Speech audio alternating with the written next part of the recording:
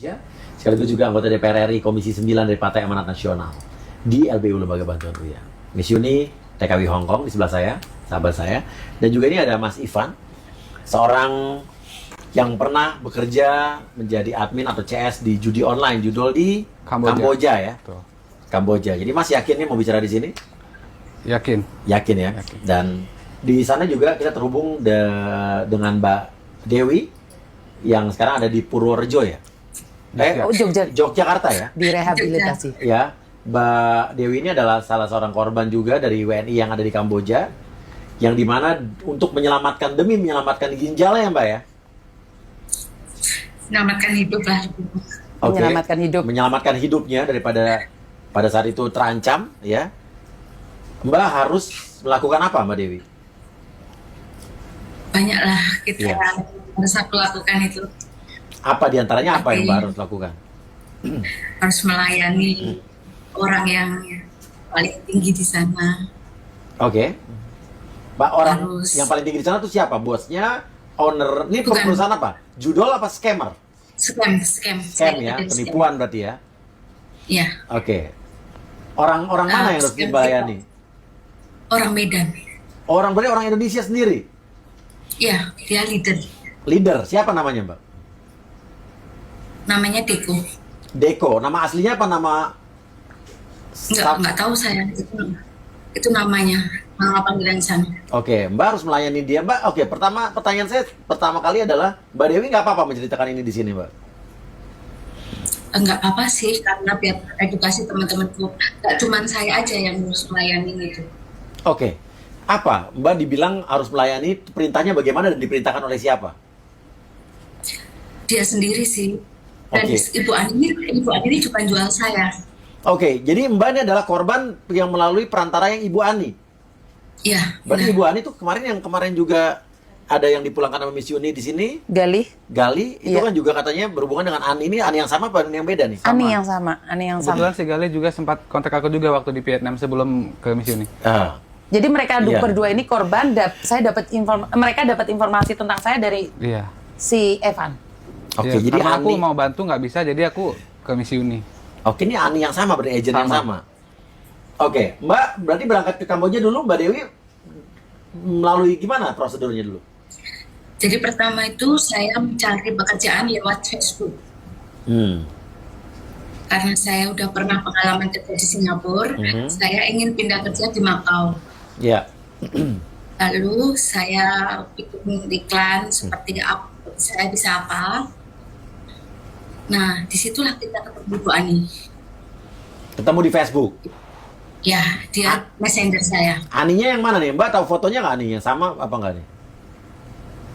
Sama kayak Pernah Ibu ketemu? Ani. Pernah ketemu Aninya langsung nggak? udah, karena dia seorang translator. Sama nggak Kamboja. dengan Ani yang waktu dimaksud sama si Gali? Galih. Ini nih kita lihat ya. Oke, ini orangnya sama ini, orang ini. Slesha. Oke, ini orangnya sama ini, orang ini. Aninya gitu yang Yang- Dewi kasih ke Gali. Iya, iya. Oke, terus oke. Saya sempat kirim foto. Oke, terus? Lalu Ibu Ani menawarkan saya pekerjaan pertama di Macau. Setelah 3 minggu kita hubungan baik, kita sering video call, kita sering chat, dia sering cerita tentang anak-anaknya, gimana keluh kesahnya dari TKW. Nah, di situ Ibu Ani baru menawarkan, setelah 1 minggu sebelum berangkat ya, Ibu Ani itu menawarkan untuk kerja di Thailand. Di Thailand sebagai staf restoran dengan gaji 12 juta. Di situ saya juga bertanya bagaimana dokumen saya izin tinggal di negara tersebut. Ibu Ani mengatakan kalau masalah dokumen izin tinggal nanti kita akan urus prosesnya di negara sini, di Thailand. Oke. Nah, di tanggal 20 April saya dibelikan tiket dan dibeli uang saku 1 juta. Yang mengurus tiket akomodasi itu anaknya, Oke.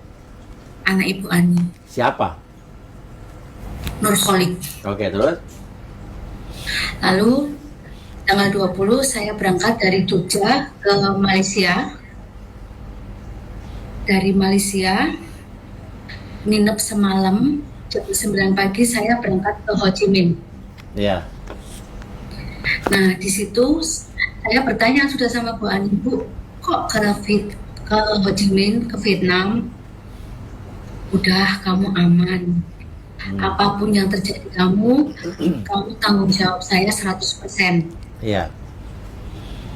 Nah, karena tidak mempunyai uang untuk balik, ya udah saya terusin.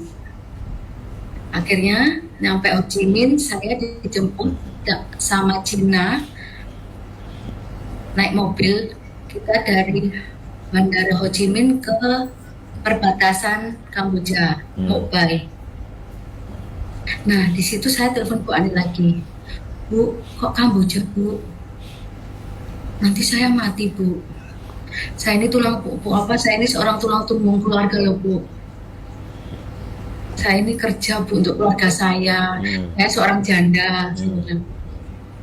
Lalu Ibu Ani cuma katanya, wis toh kamu nyampe sini aman. Kamu pasti bisa kerja, wis aman.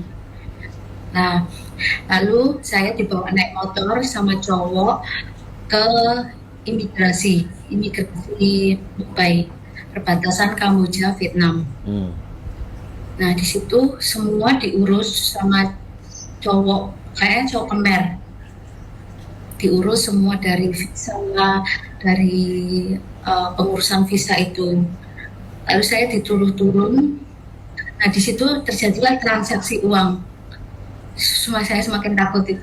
Ini transaksi uang dari siapa ke siapa? Antara siapa nih? Antara pihak imigrasi dengan orang Khmer ini. Oh, disogok lah jadi ya? Ya, lalu visa keluar, saya keluar dari imigrasi. Itu proses lumayan cepat sih, 30 menitan. Nah, setelah itu keluar, saya naik motor, itu pindah lagi orang cowok, kita ke pasar. Nunggu semua ada orang 3, lalu pindah lagi naik motor ke kedai minuman. Nah, dari kedai minuman itu jemputlah bos Tiongkok.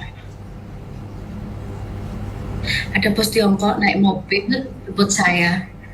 Nah, disitulah transaksi uang lagi antara si cewek ini yang punya kedai sama bos Tiongkok itu. Nah, akhirnya saya masuk mobil, perjalanan 10 menit dibawa ke apartemen. Nah, ternyata itulah gedung scam aku. Ya, namanya VIP OK